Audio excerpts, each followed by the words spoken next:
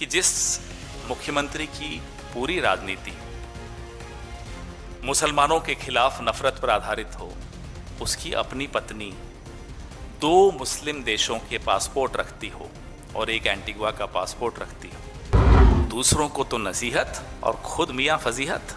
दूसरों के लिए कहते हैं ये वहां का, ये पाकिस्तान, ये बांग्लादेश, और खुद अपने घर में 3 पासपोर्ट आपकी धर्मपत्नी के हैं। ये मुकदमा राहुल गांधी तक जाएगा। हम अलग दुनिया से आए हुए बंदा हूँ। ये खरगे आरगे हम प्यार भी नहीं करता। कांग्रेस और बीजेपी के बीच सियासी टकराव एक बार फिर तेज हो गया है। इस बार केंद्र में हैं कांग्रेस नेता पवन खेड़ा। मंगलवार को उनके एक आरोप ने न सिर्फ असम बल्कि दिल्ली की राजनीति में भी हलचल मचा दी है। असम के सीएम हेमंत बिस्वा शर्मा की पत्नी रिनिकी भुइयां शर्मा पर 3 पासपोर्ट रखने का आरोप लगते ही मामला कानूनी और राजनीतिक विवाद में बदल गया।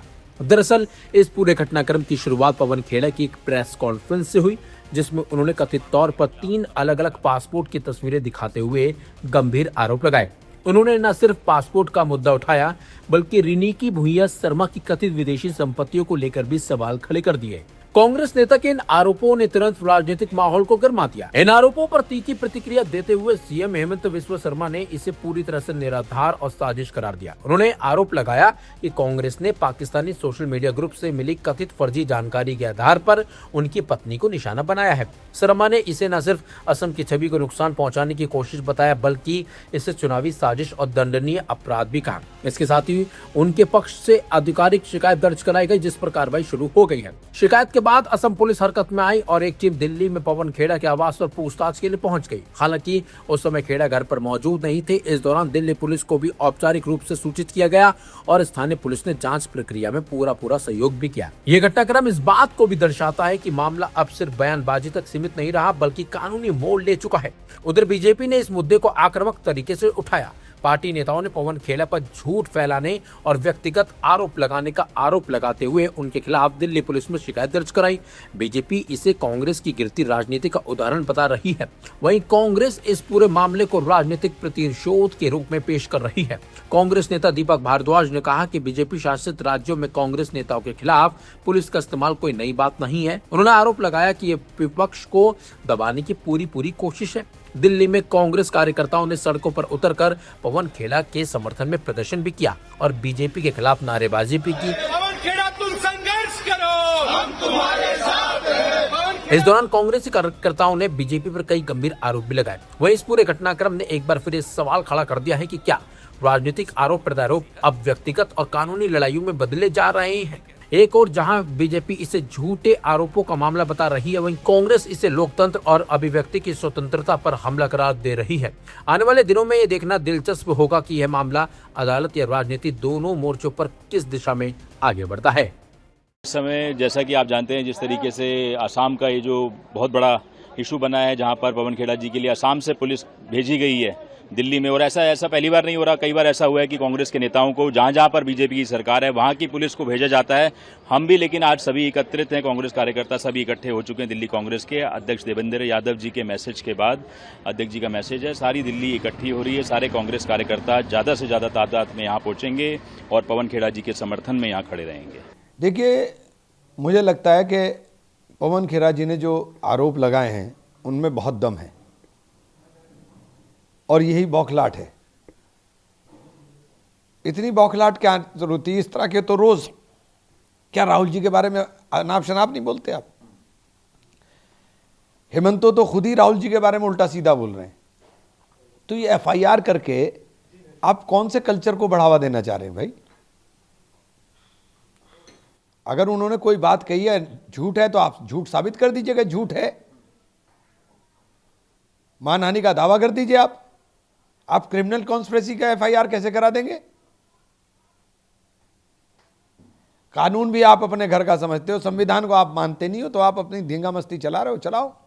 बड़ी दिलचस्प बात है कि एक तरफ चुनाव आचार संहिता लगी हुई है असम के अंदर और असम पुलिस आती है, और क्या चुनाव आयोग तो कठपुतली है भाजपा की। लोकतंत्र को बचाने की लड़ाई देश में चल रही है, हम लड़ रहे हैं।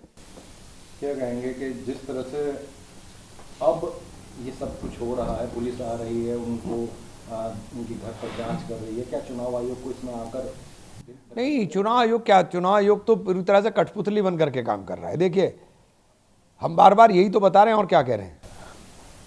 उधर हेमंत विश्व शर्मा कह रहे हैं कि कहाँ तक भागेंगे, पहले कल सुबह गुवाहाटी थे और अब हैदराबाद में चले गए, उनको असम पुलिस छोड़ेगी नहीं, चाहे पाताल में छुप जाए।